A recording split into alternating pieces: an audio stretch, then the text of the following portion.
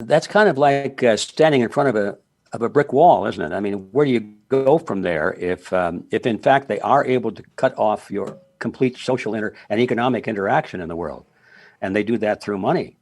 That's why the cashless society and the cryptocurrencies are so important to these people. They want to have us not having cash in our pockets or under our pillows or in the mattress or anything like that. They want us to be able to or not be able to acquire anything unless it's done through an electronic transfer system and it goes through a big building where they've got switches that they can turn on and off for all of us.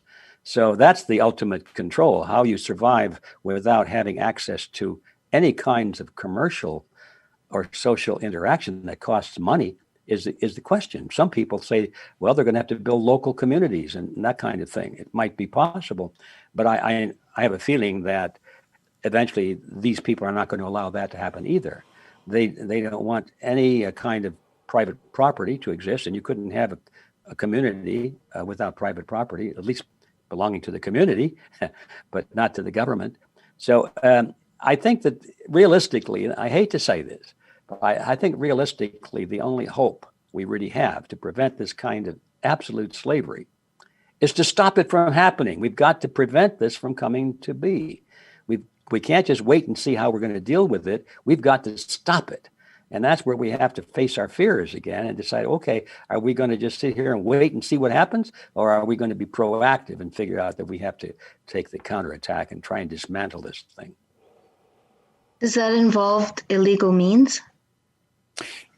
It probably does, because I think the definition of legal, strictly speaking, is there a law relating to it? Well, these people are passing laws by the minute.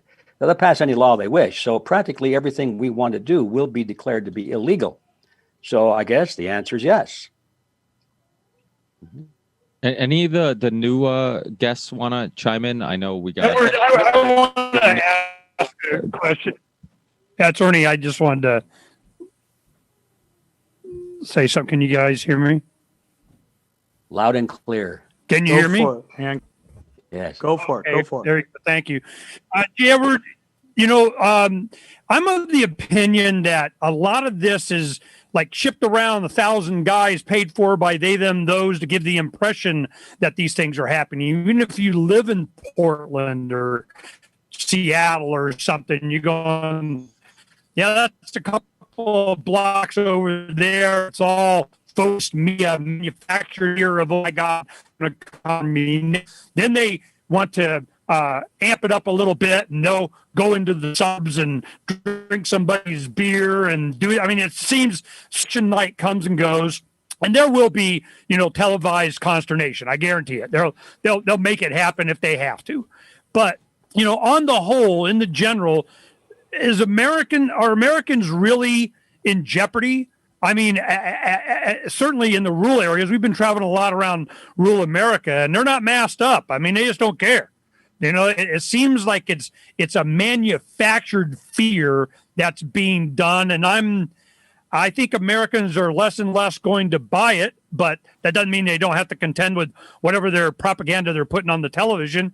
What do you think, G. Edward? How much of this is manufactured? I think 99.9999% is manufactured. That's why I like to call it the theater, especially the pandemic theater, and even the racial issues and the riots in the street, the social justice warriors. I think everybody by now, at least at some level, is aware that these people that are really setting fires and breaking windows, look, they all dress alike, right? Pretty much. They all got black hoods on. They all got black boots, and they carry these backpacks, and I mean, they're in uniform, and they're very well trained. They work together. You know that this is a group, and they start thinking about that. These are not just college kids, or these aren't people who are disgruntled because they lost their job, and so forth. They're not just college teachers and intellectuals who are upset with the system. These are trained revolutionaries or trained destroyers. They're soldiers.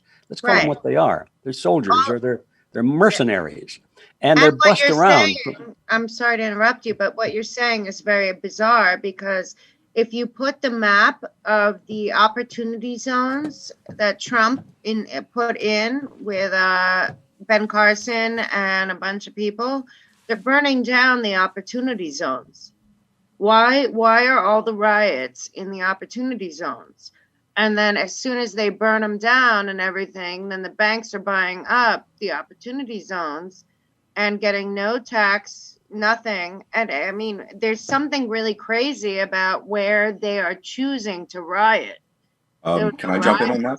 Yeah. Go ahead.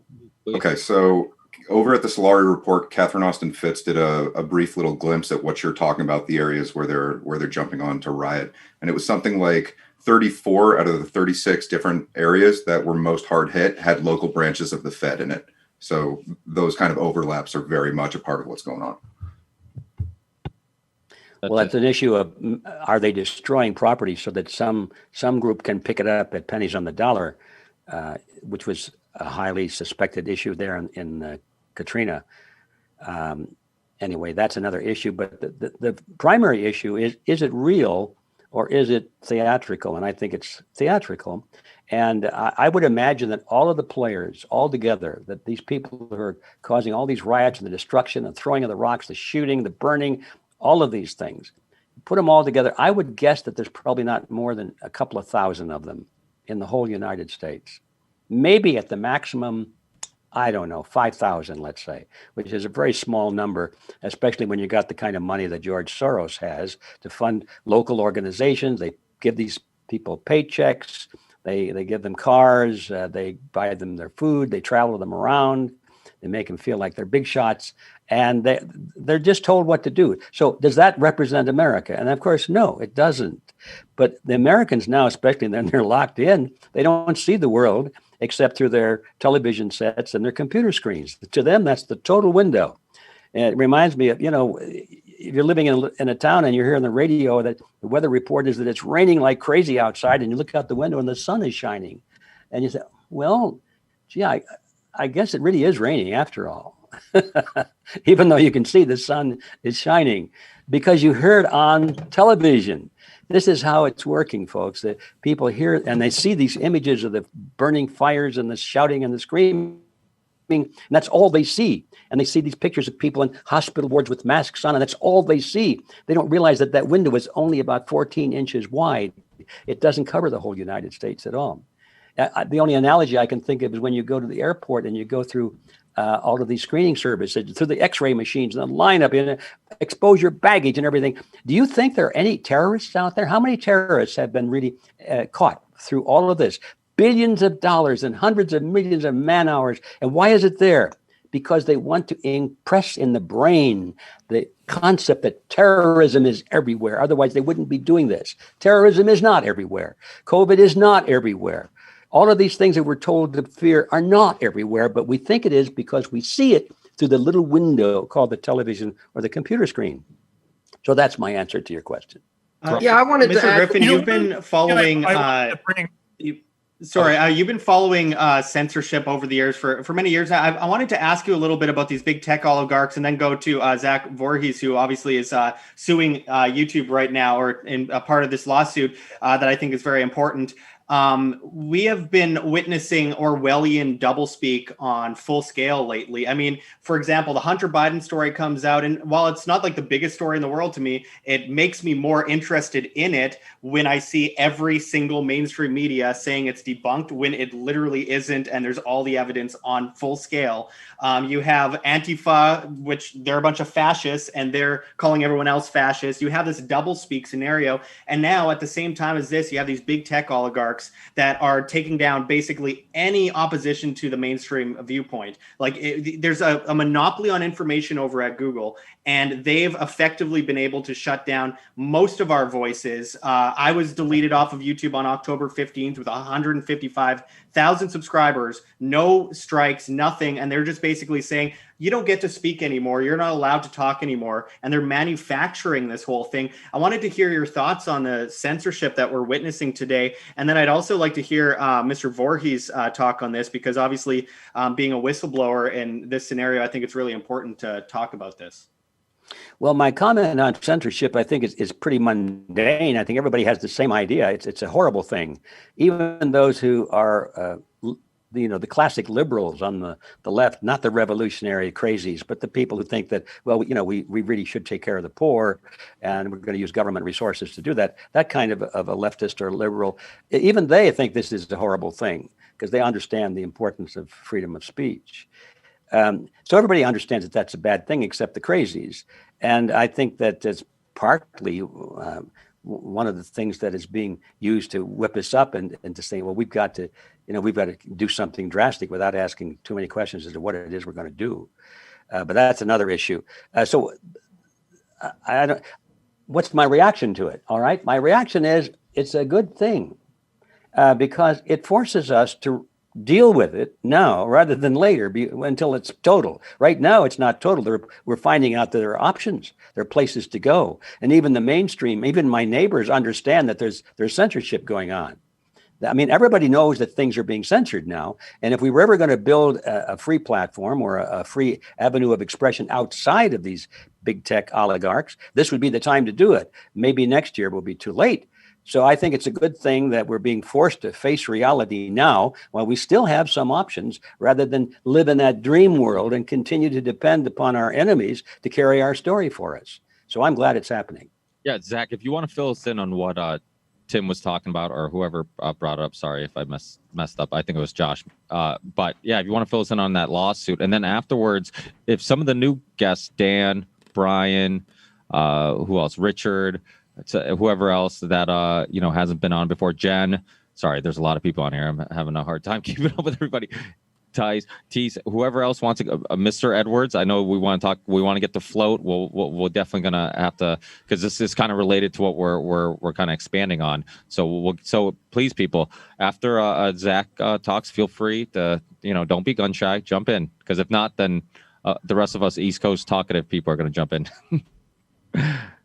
Thank you. Yes. And Edward Griffin, I want to just say that I listened to your interview with Yuri Bezmenov probably about 20 times while I was at YouTube, and it was really foundational. And it really, really changed the course of my understanding of reality. And so I just want to thank you first off for bringing that to light. It was really important for me. I want to sort of answer your question by saying that we're coming to an end of an era, and it's being punctuated by a change in technology. And the last time that we can sort of find a repeatable event like this was the invention of the Gutenberg printing press. And what's happening is that fundamentally our social cohesion methods are breaking down. The last 250 years has been punctuated by a top-down bureaucracy where there was a broadcast model of decision-making and sense-making that happened at the core, and then it moved down towards the edges. And what was interesting about this system is that it didn't really allow a lot of feedback. Like, you could write a letter to the editor, but, you could scream at your television as much as you want, and it really didn't make any difference. Now that entire thing is changing, and you as an individual can go and contradict these elites that are on Twitter with social media and call them liars and point out that they're not factually accurate, and give links to what the real story is. And this is turning the system upside down. And another thing that's sort of destroying the system right now is basically a different form of a panopticon, which is the fact that we've got this whole mobile production unit sitting in our hand that's able to take HD video. And essentially what it's doing is it's placing eyes everywhere on the planet. And what you have to really realize about this system of control that's been put into place is that it's essentially a cryptocracy. It's a rule by these oligarchs, and they have to exist in the shadow where they can't be seen and people can't see what their plans are. And then once the plans get unleashed, it's too late to do anything. You see this in the Tonkin, right? Like they go out there and they get us into Vietnam War. And it turns out that by the time we learn that the whole thing is a false flag operation to get us into this war that benefits Lyndon B. Johnson's war profiteering, it's too late. We're already, hundreds of thousands of lives invested into this war. And now the truth will, destabilize society. That can't happen like it used to, because the thing is that the truth is so absolutely viral. And as a result, this elite group of people operating behind the shadows, what they're finding is that the shadows are shrinking and they can't hide in that shadow anymore. And so what's happening is that these two sort of interplays are coming together, and we've basically had an explosion of conspiracy theories. And essentially what that conspiracy theories is first off, it's very engaging. And so the algorithms that show you what content that you should see is all based upon what people are clicking on. And if people are clicking on these conspiracy theories more than they're, clicking on the fake news, then the algorithm is going to select for that and put it in front of you. And in a way, what we can see is a sort of an AI awakening where the algorithms are connecting the nodes, which are the individual people themselves. And so, when we write about this history, what we may say is, well, the AI woke up and the first thing it did is it showed us that all of our elites were absolutely corrupt.